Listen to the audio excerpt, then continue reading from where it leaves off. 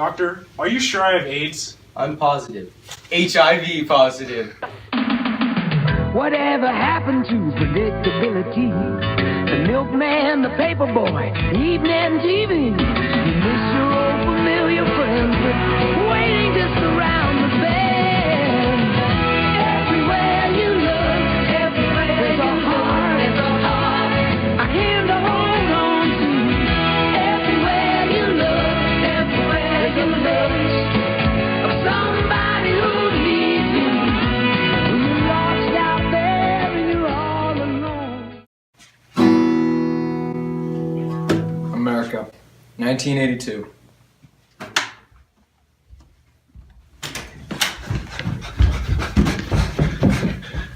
Dad, I've got AIDS. Well, son, if you didn't want AIDS, you shouldn't have been engaging in all that unprotected homosexual intercourse and using the same heroin needles as those who have AIDS. Can't a guy just live a little?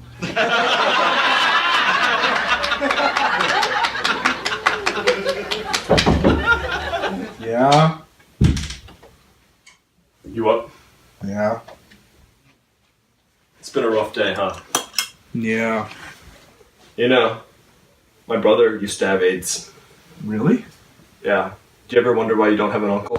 No. You know, son, AIDS isn't that bad. You've got time. AIDS takes about a year to kill off its host. In fact, AIDS starts its HIV and slowly destroys its host's immune system. Oh, jeez. Here's a fun fact. The American AIDS epidemic was started by a Haitian flight attendant who contracted AIDS in South Africa. Then he moved to America, where he transmitted AIDS by sexual intercourse and the reusage of heroin needles. Dad, I want to go to bed. I didn't come for a history lesson. That's not all. The American AIDS epidemic caused safe sex to be taken more seriously, and more precautions were taken when dealing with blood. Dad, get out of my room!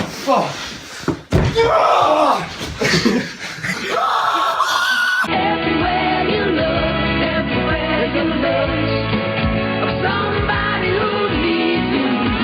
When you're lost out there and you're all alone. The place is London, and the year is 1843, and no one could predict when disaster struck. Hey mate, I dare you to drink this water. Well, I double dog dare you to drink the water. What? I triple dog dare you to drink the water.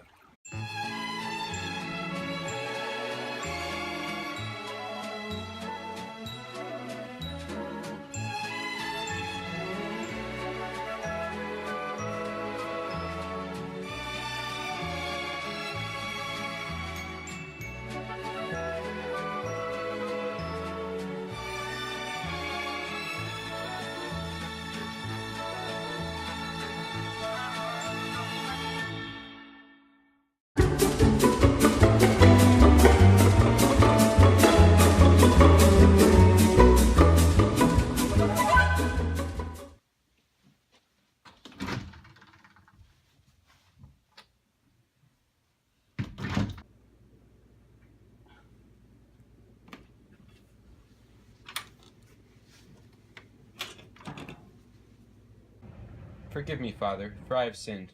My last confession was 1 week ago, and these are my sins. I contracted cholera due to my intemperate behavior and my infrequent worship sessions.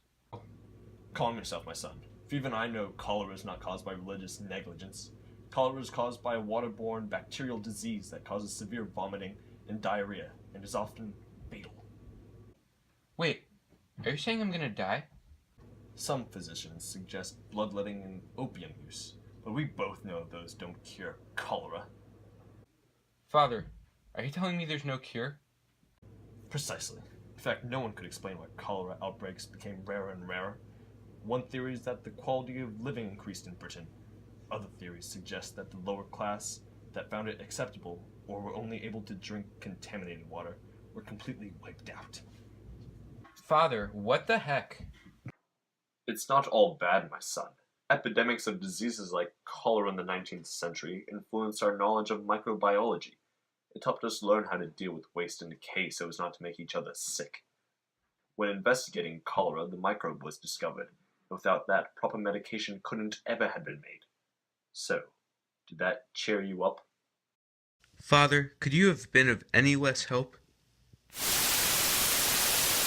A couple days ago, I was reviewing the rubric when I realized We forgot to compare cholera and AIDS. in a desperate attempt to finish our project, I called Big Mo for help.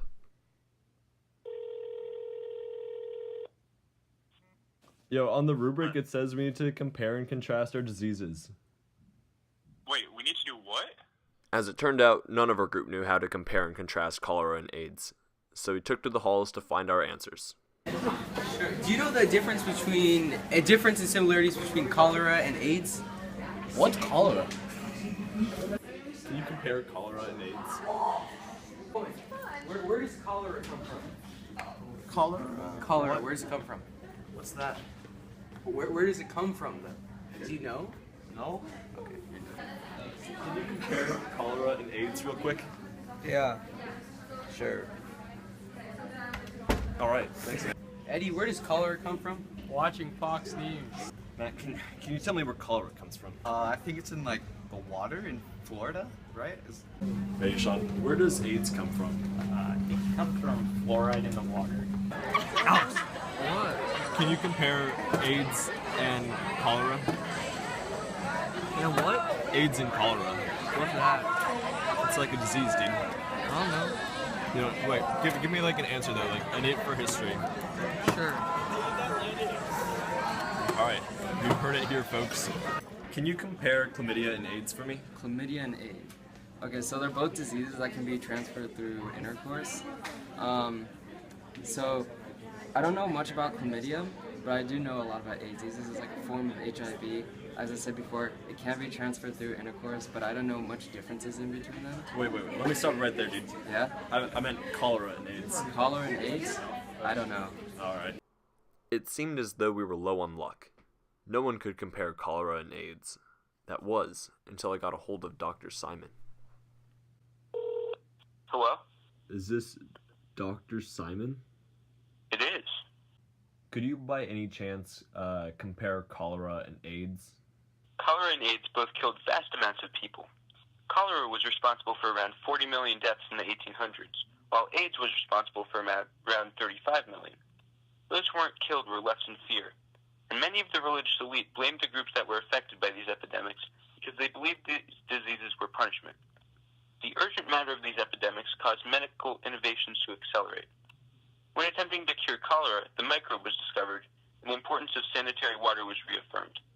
In the case of AIDS, safe sex became more prevalent, low-cost health innovations became better and better due to the demand, and blood was handled very cautiously as to not affect others.